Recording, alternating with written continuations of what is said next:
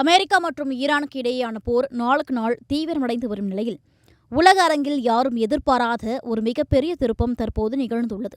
ஈரானுக்கு எதிரான இந்த யுத்தத்தில் உலக நாடுகள் அனைத்தும் தங்களுக்கு பின்னால் அணிவகுத்து நிற்கும் என அமெரிக்க அதிபர் டொனால்டு டிரம்ப் கணக்கு போட்டிருந்தார். ஆனால் நிலைமையோ இப்போது முற்றிலுமாக தலைகீழாக மாறியுள்ளது. போர்க்களத்தில் அமெரிக்காவை சற்றும் எதிர்பாராத வகையில் தனித்து விட்டுள்ள அந்த நட்பு நாடுகள், குறிப்பாக அமெரிக்காவின் மிக நெருங்கிய கூட்டாளியான இஸ்ரேல், ஈரானுக்கு எதிராக தனது தரைப்படைகளை அனுப்ப முடியாது என திட்டவட்டமாக மறுத்துவிட்டது. தெற்கு லெபனானில் ஹிஸ்புல்லாக்களுக்கு எதிரான தாக்குதலில் தாங்கள் ஏற்கனவே தீவிரமாக ஈடுபட்டுள்ளதால் இந்த மோதலில் கூடுதல் படைகளை ஈடுபடுத்த முடியாது என இஸ்ரேல் கைவிரித்துள்ளது டிரம்பிற்கு பெரும் பின்னடைவாக அமைந்துள்ளது. இஸ்ரேல் மட்டுமின்றி நேட்டோ அமைப்பில் உள்ள பிரிட்டன், பிரான்ஸ் மற்றும் ஜெர்மனி போன்ற முக்கிய நாடுகளும் இந்த போரில் பங்கேற்க சம்மதிக்கவில்லை. பிராந்திய அமைதியை கருத்தில் கொண்டு ராணுவத்தை அனுப்ப முடியாது என பிரான்ஸ் மறுத்துள்ளது. அதேபோல அமெரிக்காவின் தொடர் அழுத்தங்களையும் மீறி ஆஸ்திரேலியா, ஜப்பான் மற்றும் நியூசிலாந்து ஆகிய நாடுகளும் தங்களின் கடற்படையை அனுப்ப மறுப்பு தெரிவித்துள்ளன.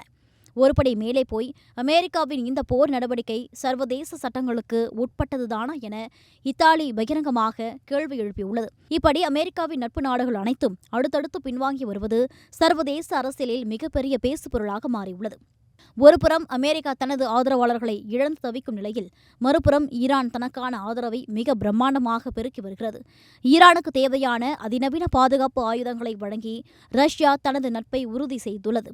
அதேபோல் ஈரானின் மிகப்பெரிய பொருளாதார தூணாக செயல்படும் சீனா அங்கிருந்து தொடர்ந்து கச்சா எண்ணெயை கொள்முதல் செய்து அமெரிக்காவுக்கு சவால் விட்டு வருகிறது. இவர்களுடன் வடகொரியாவும் இராணுவ மற்றும் தொழில்நுட்ப ரீதியாக ஈரானுக்கு பக்கபலமாக நிற்பது மேற்கத்திய நாடுகளை கலக்கத்தில் ஆழ்த்தியுள்ளது.